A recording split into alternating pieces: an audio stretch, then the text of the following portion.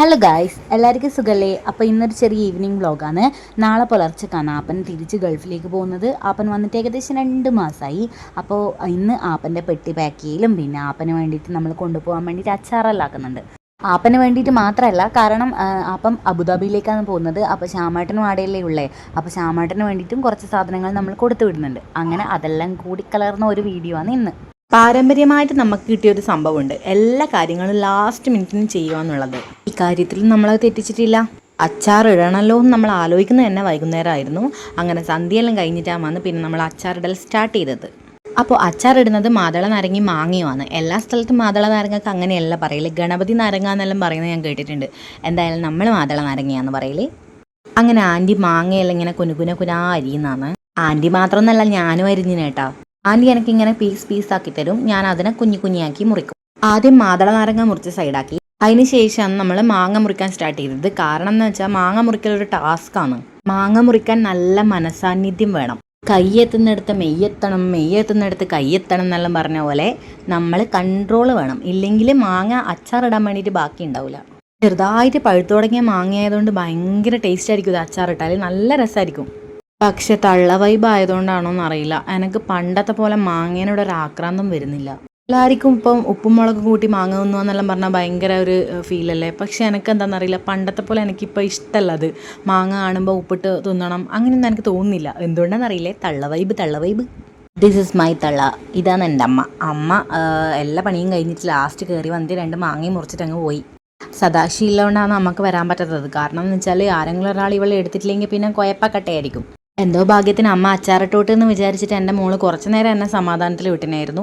ചില ആൾക്കാരെ കണ്ടിട്ടുണ്ട് എന്തെങ്കിലും ഒരു പണിയെടുക്കുമ്പോൾ ആ ഏരിയ എല്ലാം ഭയങ്കര നീറ്റാക്കി വെച്ചിട്ട് ചെയ്യുന്നത്. പക്ഷേങ്കിൽ എന്തോ ഭാഗ്യത്തിന് നമ്മളെല്ലാവരും ഒരേ വൈബാണ്. നല്ല നീറ്റായിട്ടുണ്ടായ മേശയായിരുന്നു ആദ്യം തുടങ്ങുമ്പോൾ. പക്ഷേങ്കിൽ അവസാനിക്കുമ്പോൾ ഇത് ഇങ്ങനെയാണുള്ളത്, ഒരു യുദ്ധം കഴിഞ്ഞ പോലെ. ഒടുവിലെല്ലാം മുറിച്ച് കഴിഞ്ഞു. ആ എടുത്ത് മാറ്റി വെച്ച 2 മാങ്ങേൻ്റെ പീസ് കണ്ട, അതെനിക്ക് തിന്നാൻ വേണ്ടിയിട്ട് ആൻറ്റി മാറ്റി വെച്ചതാണ്. പക്ഷെ എനിക്ക് മാങ്ങേനോട് താല്പര്യമില്ലല്ലോ. അതുകൊണ്ട് എനിക്ക് ആൻറ്റി രാവിലെ ഉണ്ടാക്കിയ കള്ളപ്പം കൊണ്ട് തന്നു. അങ്ങനെ ഞാനും ആപ്പനും കൂടിയിട്ട് കള്ളപ്പം തിന്നു. ഞാനും ആപ്പനല്ല, ആൻറ്റി ആപ്പനും നല്ല കുക്കുകളാണ് കേട്ടോ.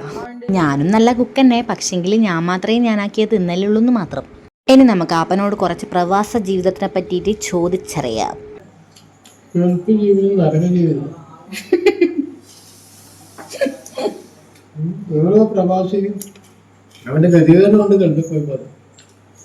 ഗൾഫിൽ പോയ ആദ്യത്തെ 3 ദിവസം ആപ്പന്റെ അവസ്ഥ എങ്ങനെയായിരിക്കും? ഗൾഫിൽ പോയ ആദ്യത്തെ 3 ദിവസം ഭയങ്കര ടെൻഷനായി. നാട് വിട്ടിട്ട് വന്ന വീട്ടുകാരെയും നാട്ടുകാരെല്ലാം വിട്ട് കാണാത്തവരെ ഭയങ്കര ടെൻഷനായി. ചോറൊന്നും കഴിക്കാൻ കഴിയില്ല, ഭക്ഷണമൊന്നും കയറില്ല. പിന്നെ നമ്മൾ ഹാപ്പിയായി വെച്ചടി കയറ്റ. പിന്നെ നമ്മൾ വീട്ടുകാരൊന്നും ഓർമ്മിക്കൂല. പിന്നെ വീട്ടുകാരെ ശല്യം എന്താന്ന് വെച്ചാല് മാസാകും ചോദിക്കാൻ തുടങ്ങും. പൈസ അയച്ചിട്ടാ ചോദിക്കാൻ തുടങ്ങും. എന്താ പൈസ അയക്കാത്ത? പ്രവാസിയുടെ ഗതികേട് കൊണ്ട് അടുത്ത് പൈസ ചിലപ്പോൾ കമ്പനിയിൽ നിന്ന് കിട്ടിയിട്ടുണ്ടാവില്ല. അതൊന്നും വീട്ടുകാർക്ക് അറിയണ്ട. ആപ്പം പറഞ്ഞ് മിക്കവാറും അടിയാവും എനിക്ക് തോന്നിയതുകൊണ്ട് ഞാൻ പിന്നെ ക്വസ്റ്റ്യൻ മാറ്റി പിടിച്ചു. കാരണം ആയുധം വെച്ചിട്ടുള്ള കളിയായതുകൊണ്ട് ഏത് നിമിഷം വേണമെങ്കിലും ഒരു അറ്റാക്ക് നമ്മൾ പ്രതീക്ഷിക്കണം. ആപ്പൻ ആന്റിന്റെ കയ്യിലുള്ള കത്തി കണ്ടിട്ടില്ലെന്നാ തോന്നുന്നു. ഓരോ പ്രവാസിയും എൻ്റെ അറിവിൽ എല്ലാ പ്രവാസിക്കും ലക്ഷക്കണക്കിന് കടം കൊണ്ടാണ് അവിടെ നിൽക്കുന്നത്. അല്ലാതെ സുഖത്തിന് വേണ്ടിയിട്ടൊന്നും ഒരു പ്രവാസിയും പോയിട്ട് സമ്പാദിച്ച സാധാരണ പ്രവാസികൾക്കൊന്നും പോയിട്ട് നല്ല ജോലിക്കാരിലാണെങ്കിൽ വിദ്യാഭ്യാസവും കാര്യമെല്ലാം നിൽക്കുന്നവർക്കല്ലാതെ ബാക്കി എല്ലാവരും അവരവരെ കഷ്ടപ്പാട് കൊണ്ട് പണിയെടുക്കുന്നത് വളരെ വേദനാജനകമാണ്. പിന്നെ നാടിനെ സംബന്ധിച്ചോളം നാട്ടില് പണിയില്ല, പൈസ കിട്ടിയാൽ അന്ന് തീരും. അതെല്ലാം കൊണ്ട് ആള് പ്രവാസി ആയിപ്പോന്നെയാണ്. ജീവിത സാഹചര്യം കൊണ്ട് പ്രവാസി ആയിപ്പോ. ഒരു പ്രവാസി ഒരു പ്രാവശ്യം പോയി കഴിഞ്ഞാൽ പിറ്റത്തെ പ്രാവശ്യം വിചാരിക്കും ഇനി ഞാൻ ഇങ്ങോട്ട് വരില്ല എന്ന് വെച്ചിട്ട് വരിക. വന്ന് വീട്ടിൽ നിന്ന് 1 മാസം കഴിയുമ്പോഴേക്ക് കൈമിലെ പൈസയും തീരും, കഷ്ടപ്പാട് വീണ്ടും തുടങ്ങും. വീണ്ടും അവൻ പ്രവാസി ജീവിതത്തിലേക്ക് തന്നെ മടങ്ങിപ്പോകും. അപ്പം ഇങ്ങനെയെല്ലാം പറഞ്ഞപ്പോൾ എനിക്ക് ഭയങ്കര സങ്കടമായി പോയി കേട്ടോ. ശരിക്കും പറഞ്ഞാൽ എനിക്ക് അന്നേരം മമ്മൂട്ടീൻ്റെ പത്തേമാരി ഫിലിമാണ് ഓർമ്മ വന്നത്. അതോടുകൂടി ഞാൻ എൻ്റെ ചോദ്യങ്ങൾ നിർത്തി. പിന്നെ നമ്മൾ കുറേ ചളിയെല്ലാം വാരി എറിഞ്ഞ് പിന്നെ ഇഞ്ചി മുറിക്കലിലേക്ക് കടന്നു. ഇതിൻ്റെ പേരാണ് ഒത്തെരുമ. 2 എരുമ. എൻ്റെ ദൈവമേ, എന്തൊരു ചളിയാന്ന് എൻ്റെ വായിന്ന് വരുന്നത് ഞാൻ തന്നെ വിചാരിച്ചു പോയി ഈ വീഡിയോ എഡിറ്റ് ചെയ്യുമ്പോൾ. അങ്ങനെ അവരൊത്തൊരുമിച്ച് ഇഞ്ചി മുറിക്കട്ടെ നമുക്ക് മാങ്ങ തിന്നാന്ന് വിചാരിച്ചിട്ട് ഞാൻ നേരത്തെ എടുത്ത് മാറ്റിവെച്ച മാങ്ങയിൽ കുറച്ച് ഉപ്പെല്ലാം ഇട്ടിട്ട് എല്ലാവർക്കും കൊണ്ട് കൊടുത്തു. അതെല്ലാം കഴിഞ്ഞിട്ട് പുറത്തിറങ്ങി നോക്കുമ്പോൾ ബെല്ലറാണ്ട് ചക്കയും നോക്കി അന്തം വിട്ട് നിൽക്കുന്ന ഇശാനും ഇതാപ്പന് കൊണ്ടുപോകാൻ വേണ്ടി പറിച്ചതാണ്. ദിസ് ഇസ് കൊള്ളിൽ കുത്തിയ ചെമ്മീൻ. ആരും പേടിക്കണ്ട, അത് ഈർക്കിലിയിൽ കുത്തിയിട്ട് ചെമ്മീൻ പൊരിച്ചതാണ് കേട്ടാ. അങ്ങനെ അതെല്ലാം തോന്നിട്ട് ഞാൻ ജസ്റ്റ് ഒന്ന് എൻ്റെ വീട്ടിലേക്ക് പോയി നോക്കുമ്പോൾ അച്ഛൻ പുറത്തിരുന്നിട്ട് നന്നായിട്ട് ഉറങ്ങുന്നുണ്ടായിരുന്നു കസേരയിലിരുന്നിട്ട്. ഇത് പിന്നെ ഒരു പുത്തരി അല്ലാത്തത് കൊണ്ട് ഞാൻ പിന്നെ അധിക നേരം നോക്കി നിന്നിട്ടില്ല. അപ്പോഴേക്കും എല്ലാവരും വന്നിട്ടുണ്ടായിരുന്നു ആൻറ്റീൻ്റെ അടുക്ക. വെക്കേഷൻ ആയതുകൊണ്ട് ഏച്ചിമാരെ കുട്ടികളും എല്ലാവരും ഉണ്ടായിരുന്നു. അമ്മും വന്നിട്ടുണ്ടായിരുന്നു ലീവിന്, എൻ്റെ അനിയത്തി. അങ്ങനെ എല്ലാം കൊണ്ടൊരു ബഹളമായിരുന്നു. ഇവരെല്ലാം നാട്ടിൽ തന്നെ ഉള്ളവരാണെങ്കിലും പക്ഷെങ്കിൽ എല്ലാവരും ഒരുമിച്ച് ഉണ്ടാവുക എന്നുള്ളത് ഒരു വളരെ വിരളമായ ഒരു കാര്യമാണ്. എപ്പെങ്കിലും കൂടി കിട്ടുന്നതിനല്ലേ മധുരം കൂടുക. അപ്പോൾ എല്ലാവരും ഉണ്ടാകുമ്പം ഭയങ്കര രസമായിരിക്കും. അപ്പോൾ എല്ലാവരും ഇങ്ങനെ വന്നപ്പോൾ ആപ്പൻ അവർക്ക് എല്ലാവർക്കും കൂടി മുട്ടം പണി കൊടുത്തിട്ടുണ്ടായിരുന്നു. അതായത് ഉണക്കച്ചെമ്മീൻ്റെ തലയും വാലും എല്ലാം വേർതിരിക്കുക. ഉണക്കച്ചെമ്മീനെ ഞാനൊരു സഹോദരനെ പോലെ കാണുന്നതുകൊണ്ട് തന്നെ അതിൻ്റെ തലയും വാലൊന്നും വേർപെടുത്തുന്ന സങ്കടം എനിക്ക് സഹിക്കാൻ പറ്റില്ല. അതുകൊണ്ട് ഞാൻ ആ പണിക്കൊന്നും കൂടിയിട്ടില്ല. ഇനിയിപ്പോൾ എടുക്കണം എന്ന് ആഗ്രഹം ഉണ്ടെങ്കിലും കഴിയൂലല്ലോ. എൻ്റെ കയ്യിൽ സദാക്ഷി ഉണ്ടായിരുന്നു. ഭാഗ്യം. എൻ്റെ മോള് പിന്നെ വേറെ ആരും കയ്യിൽ പോവുകയും ചെയ്യില്ല. അപ്പോൾ ഇതാണ് ആപ്പൻ്റെ മൂത്ത പുത്രൻ വിഷ്ണു. സ്നേഹത്തോടെ എല്ലാവരും ഇവനെ വിച്ചു എന്ന് വിളിക്കും. വിച്ചു.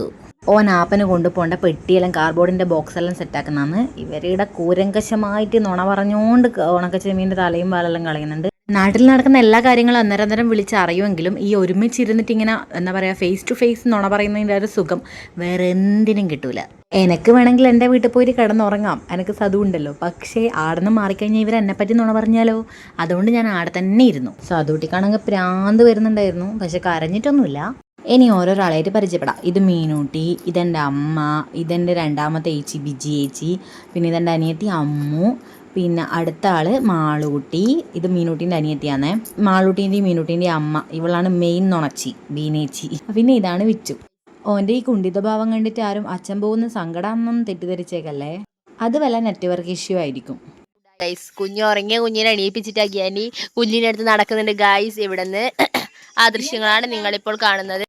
അങ്ങനെ ഉണക്കച്ചെമ്മീൻ്റെ തലയും വാലും കളഞ്ഞ് ക്ഷീണിച്ചവർക്ക് ആൻറ്റീൻ്റെ വക ബത്തക്ക വിതരണലുണ്ടായിരുന്നു. പണിയൊന്നും എടുത്തിട്ടില്ലെങ്കിലും ആടെ ചുറ്റിപ്പറ്റി നിന്ന വകയിൽ എനിക്കും ബത്തക്ക കഷ്ണമെല്ലാം കിട്ടീനെ. എൻ്റെ ബത്തക്ക തീർക്കാൻ ഒരു തെണ്ടീൻ്റെയും സഹായം എനിക്ക് വേണ്ടെന്ന് പറഞ്ഞ് ആൻറ്റീനെ ലാസ്റ്റ് ബാക്കി വന്ന ബത്തക്ക ഫുൾ ഒറ്റയ്ക്കിരുന്ന് തിന്നു ഗൈസ്.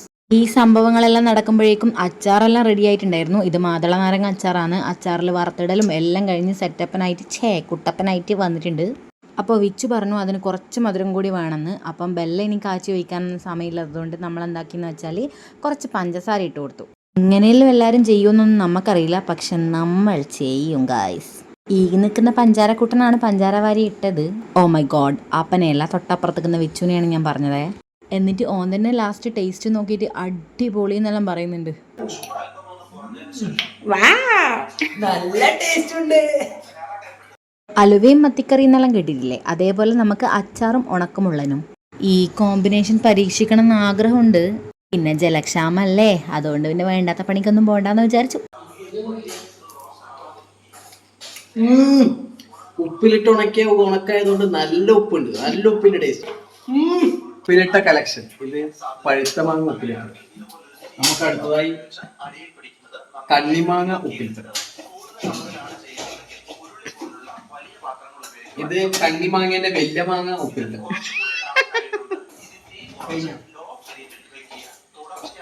ഇത് ചാമ്പക്ക ഉപ്പിലിട്ട.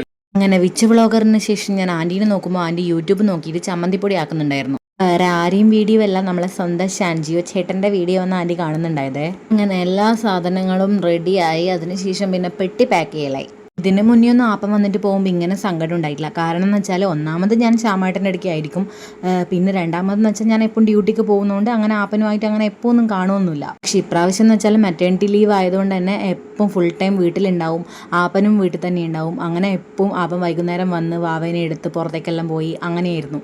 അപ്പോൾ എന്താ പറയുക, വൈകുന്നേരം ആകുമ്പോൾ ഒരു കട്ടൻ ചായ എല്ലാം കൂടിയുണ്ട് നമ്മളെല്ലാവരും കൂടിയിട്ട്.